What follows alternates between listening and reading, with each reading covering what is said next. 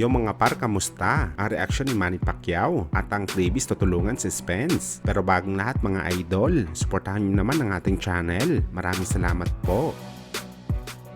So mga par, matapos nga po mag-inquire ang ating pambansang kamao Manny Pacquiao noong nakaraang buwan lamang kung paano sumali sa gaganapin na 2024 Paris Olympics dahil binabalak ng Pinoy na sumama sa Philippine boxing team kung saan mga idol ang tila binabalak ni Pacquiao na makasali sa pinakamalaking sports event sa mundo. Para magkakatotoo na mga idol, sa naging press conference lang naman kasi mga idol na ginanap ng MPBA o Maharlika Pilipinas Volleyball Association, brutal po na sinabi ni Pacquiao mga idol na waiting at excited na daw siya sa gaganapin na 2024 Olympics. Sa una at umpisa pa lang daw mga idol sa pagluwas nito ng Maynila noon, ginusto daw talaga ni Pacquiao na makasali sa Philippine boxing team. Pero sa kasamaang pala daw mga idol, na-reject po siya dito para makapunta sa Olympics. Sinabihan naman daw siya mga idol na hindi naman daw ito marunong lumaban. Kaya pinilit na lang daw ni Pacman mga idol ang kanyang sarili na maging professional boxer sa edad na 16 years old. Kaya ito daw ang rason mga idol kung bakit niya ito gagawin. Dahil simulat sa pool pa lamang, pangarap na talaga ni Pacman makakuha ng isang gold medal sa Olympics. Well, sa ganitong mensahe ni Pacman mga idol, tila wala na makakapigil sa kanya na sumali sa Olympics. Sa mga nagtatanong naman mga idol, kung pwede pa ba si Manny Pacquiao sa ganitong boxing event sa edad nito na 43 years old, pwede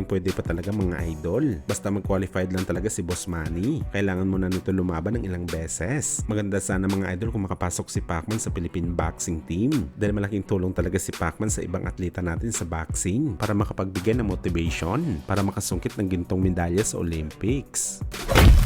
Sa kabilang banda naman mga idol, matapos nga po ang lumalabong rematch sa pagitan ni Terence Crawford at Errol Spence Jr. dahil sa demand ni Crawford na malaking cut sa laban at mga kondisyon nito patungkol sa timbang, kung saan mga idol sa naging pahayag naman ni Calvin Ford, ang head coach ni Tank Davis. Sakali matuloy daw ang pangalawang laban ni Spence at Crawford, willing daw sila mga idol sa pangunguna ni Tank Davis na tumulong sa kanyang matalik na kaibigan na si Spence para durugin si Crawford sa bakbakan. Well, napakalaking tulong to mga idol kapag nagsilbing sparring mate ni Spence si Tank Davis. Dahil nga isa rin nito sa pinakamahusay na kalawete sa boxing sports. Maraming makukuha dito na ideya si Spence at makabuo siya ng game plan sa laban kay Crawford. Dagdag pa dito mga idol, may sapat rin na lakas si Tank Davis na kaya tumapat kay Crawford. Kaya kapag si Davis ang nakasparring ni Spence, magkakaroon ito ng ideya kung paano maka-adjust sa laban. Kapag matamaan si Spence na malakas na hampas ni Crawford, yung pinupunto natin dito mga idol, kung paano kaagad si Spence makarecover ng maayos kapag nakatanggap siya ng solid na kamao. Hindi kagaya sa unang laban nila mga idol, nang natamaan siya ni Crawford ng solid na kamao, biglang nagratol si Spence at tuluyan na talaga ito nakipag-brawl. Kaya yun, lalo pa ito nabugbog sa bakbakan. Bagamat hindi ibig sabihin nito mga idol, natutulungan ni Tank Davis si Spence, siya na ang mananalo sa bakbakan. Nakadepende pa rin sa galawan ni Spence ang kalalabasan nito sa laban kay Crawford.